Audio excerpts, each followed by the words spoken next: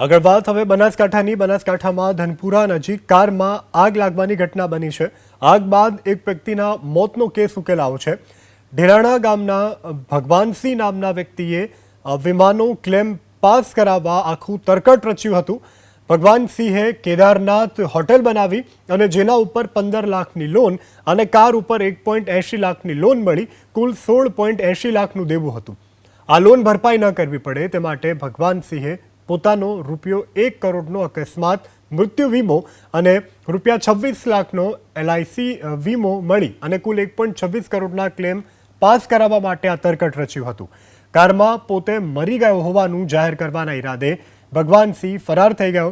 Car માલિકને સાગરીતો bike ઉપર મૂકવા જતાં CCTV કેમેરામાં કેદ થયા અને આ ઘટનાનો ભેદ ઉકેલાયો। પોલીસે હાલ આ તરકટ રચવામાં સામેલ મહેશજી ઠાકોર, ભેમાજી રાજપૂત, દેવાભાઈ ગમાર, બાબુભાઈ બુંબડિયાને ઝડપી પાડ્યા છે।